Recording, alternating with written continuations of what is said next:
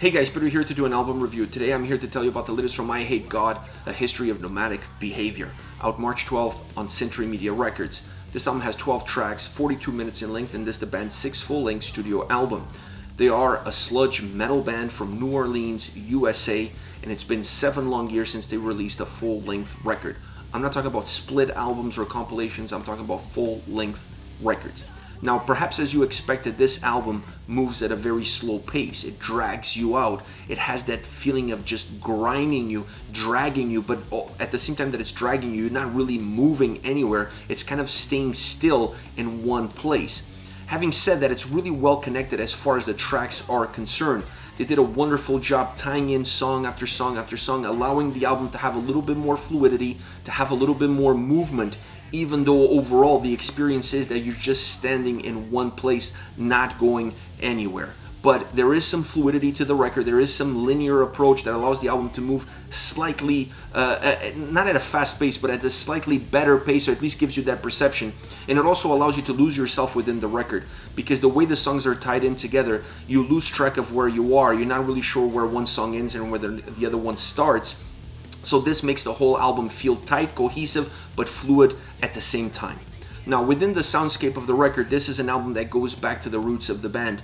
I really felt that they connected with perhaps the 2-3 first albums that they released, and this is the sound that you're going to get on this album. So a little bit of a throwback approach as far as the soundscape goes. Very grinding, very powerful, huge volume coming at you, destroying you, demolishing you, and then picking you back up again and reconstructing you. That's perhaps the best way to describe that old school approach to the Eyehategod sound. Now, this approach is important because it ties into how this whole record comes together. Because from a lyrical perspective, they went a little bit outside the box. I never looked at this band as a political band, but this album is definitely impacted by the world that we live in.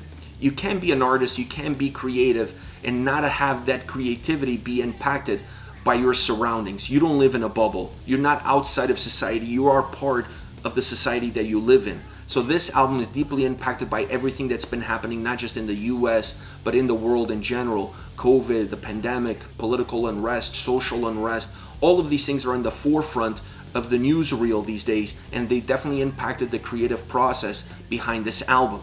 So having that old school sound, it's really important because it allows them to give the fans something that they can hold on to, something that they are familiar with, while perhaps putting something on the table that they haven't really seen before.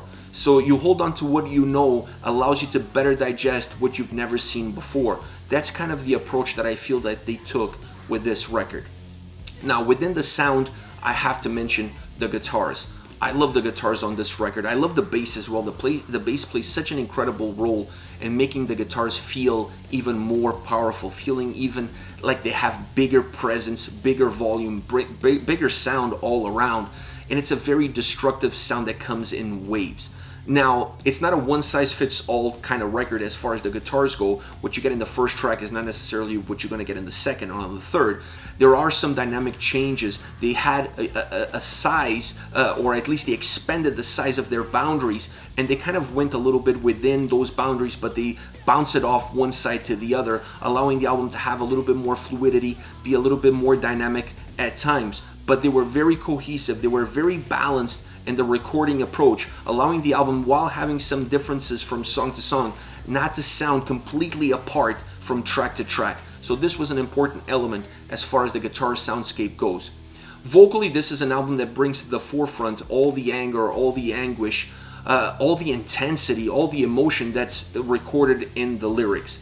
The vocals become the output, become the megaphone that allows you to understand where they're coming from, that brings those lyrics not only to the forefront, but really brings those lyrics to life. And I felt like the recording of the vocals, the way they're not hidden, but the way they're mixed in with the overall mix of the soundscape of this record is really important. It gives the album a more grittier feel, not just in how it comes across from a soundscape perspective, but also how it comes across from a vocal perspective. So the two worlds are very well balanced and they work well together, the vocals becoming another instrument in the overall essence that it is this album.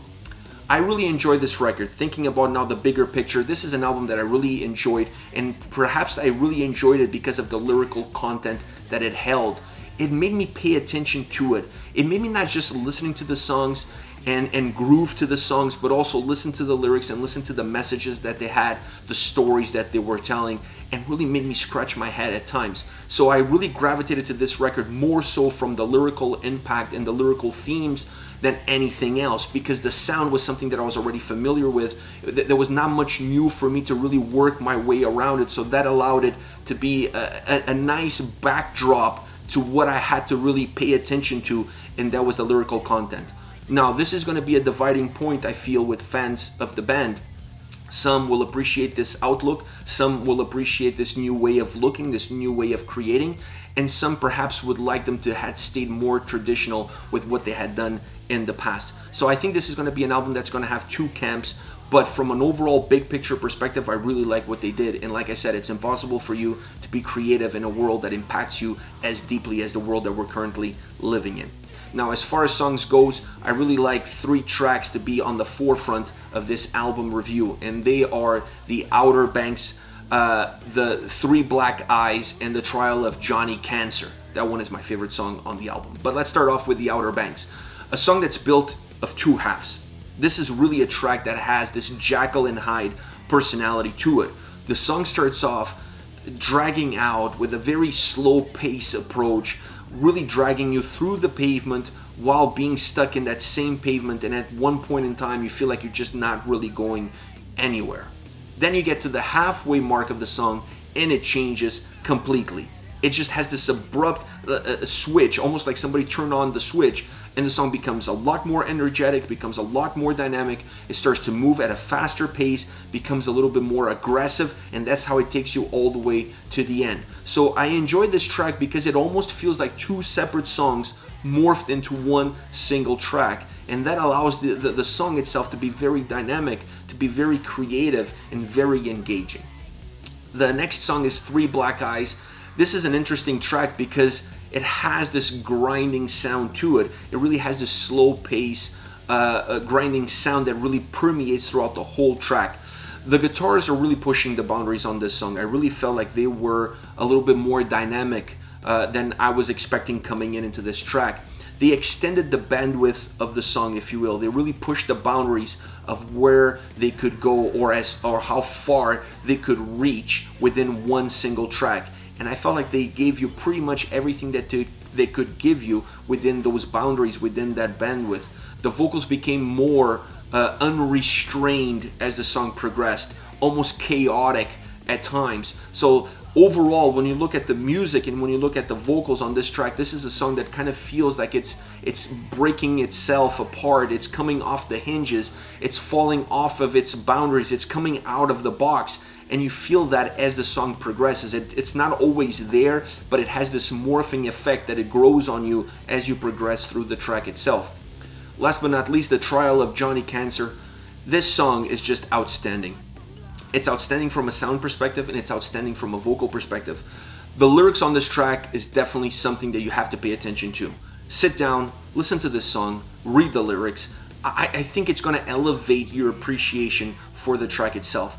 The song has a little bit of Henry Rollins feel to it because it comes across as like spoken word, and the sound becomes the soundtrack to that presentation, because that's how the track really comes across. It really comes across as a presentation from a lyrical perspective and definitely from a vocal approach. So I like the combination of elements. I like how the song is put together because it allows you to better understand what the lyrics are all about. It allows you to better connect with what's hidden within the song, and that makes it better, it makes it more significant, and it makes it more impactful. So I love the design, I love the construction, but better yet, I love the execution.